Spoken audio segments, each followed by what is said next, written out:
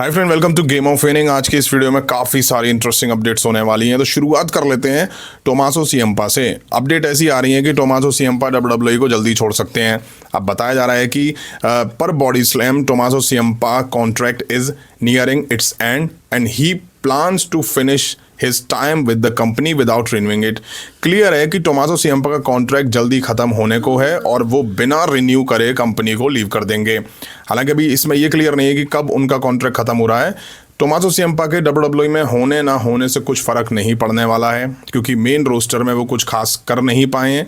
एक टाइम था जब वो ट्रिपल एच के खास रेसलर में से एक हुआ करते थे, बट मेन रोस्टर में फैंस ने उनको उतना पसंद नहीं करा जितना कि NXT में करा।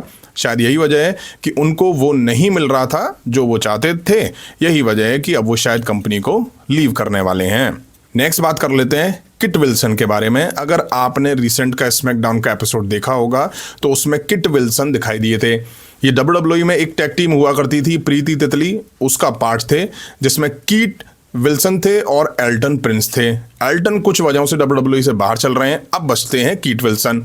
अब किट विल्सन को लेकर अपडेट ऐसी है कि एल्टन के आने वाले टाइम के लिए बाहर होने के कारण किट विल्सन पर WWE काफ़ी भरोसा कर रही है और उन्हें हीथ स्लेटर जैसे रोल में लाया जाएगा। अब हीथ स्लेटर कौन है? हीथ स्लेटर एक पुराने रेसलर हैं, अब WWE के साथ नहीं है, जहां वो दूसरों को आगे बढ़ाने में हेल्प करने के लिए रेगुलर हारते हुए दिखाई दे सकते हैं और स्क्रीन पर लगातार मौजूद रहेंगे। सीधे से कहा जाए तो जॉबर का रोल प्ले करेंगे किट विल्सन, और ऐसा इसलिए भी हो रहा है क्योंकि स्मैकडाउन 3 आवर शो हो चुका है।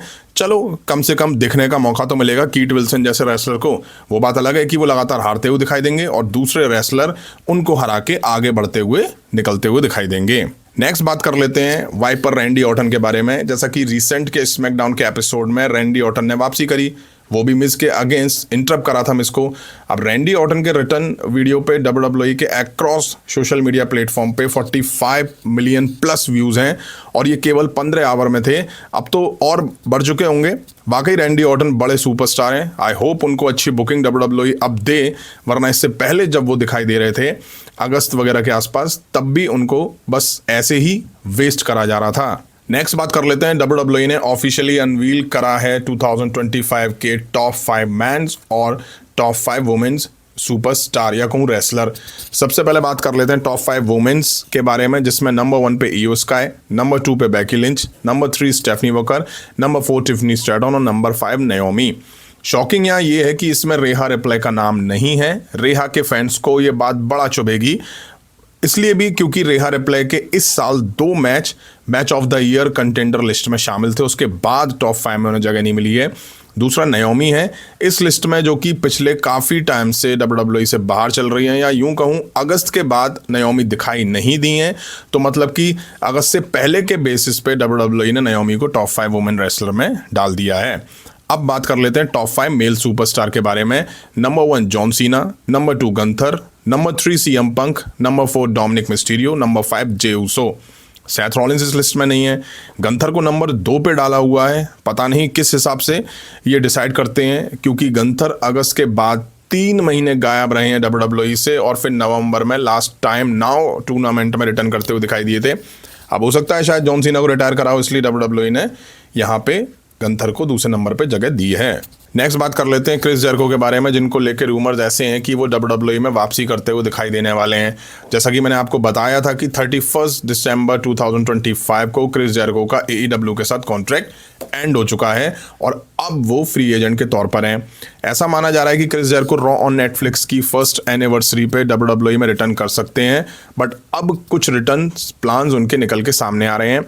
क्रिस जेरिको सऊदी अरेबिया में होने वाले रॉयल रंबल 2026 में रिटर्न कर सकते हैं, ऐसा कहा जा रहा है। बट ये मैं 2-3 दिन पहले ही बोल चुका हूँ कि क्रिस जेरिको का रिटर्न रॉयल रंबल में भी होना चाहिए, क्योंकि रॉ पे उनकी वापसी का कोई सेंस नहीं बन रहा है। रॉयल रंबल में एक बड़ा रिटर्न होगा, फैंस को रॉयल रंबल में सरप्राइज चाहिए होते हैं, तो ये बड़ा रिटर्न होगा WWE के लिए भी और फैंस के लिए भी, इसलिए रॉयल रंबल में उनकी वापसी बनती भी है। नेक्स्ट बात कर लेते हैं आने वाले रॉ के एपिसोड के बारे में, जो कि फर्स्ट एनिवर्सरी एपिसोड होने वाला है रॉ ऑन नेटफ्लिक्स का। इस एपिसोड के लिए WWE ने मैचेस ऑफिशियल करे हुए हैं। वहीं ये एपिसोड स्ट्रेंज थिंग्स के साथ कोलैब होने वाला है WWE का। अभी एक नया पोस्टर रिवील करा है नेटफ्लिक्स ने, जिसमें आप ब्रॉन ब्रेकर और CM पंक को देख सकते हैं, जिनके बीच रॉ पर वर्ल्ड हेवीवेट चैंपियनशिप के लिए मैच दिखने वाला है। इसके अलावा हमें the Kabuki Warriors versus Rhea Ripley Iyo Sky के बीच वुमेन्स टैग टीम चैंपियनशिप के लिए मैच दिखेगा। वहीं इसके अलावा Maxxine Dupri versus Becky Lynch के बीच for the women's intercontinental championship के लिए भी मैच दिखने वाला है। ये वो मैच हैं जो टाइटल मैचेस होने वाले हैं रॉ की फर्स्ट एनिवर्सरी, जो कि नेटफ्लिक्स पर है।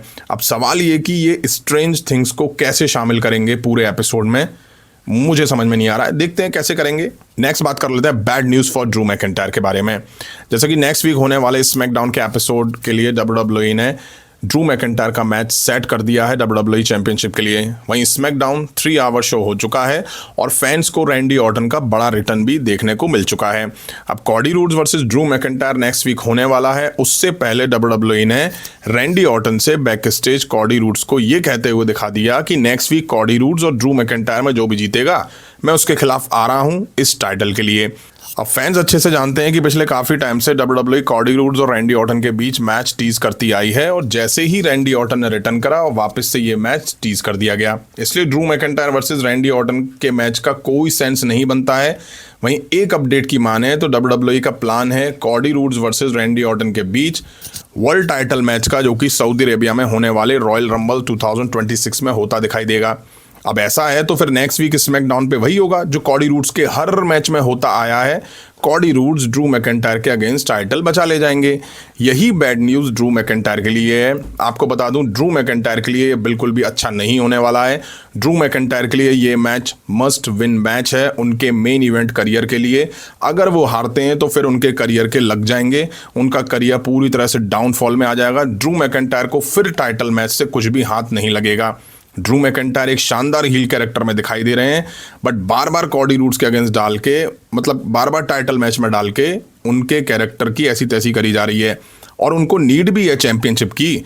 बट ट्रिपल एच क्या कर रहे हैं ड्रू मैकिंटायर के साथ समझ नहीं आ रहा है।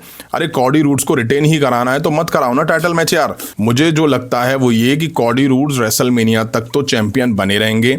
अब ऐसा क्यों है कि कोई चैंपियन बन गया तो वो रेसलमेनिया तक ही टाइटल रखेगा, स्पेशली ये वर्ल्ड टाइटल वगैरह।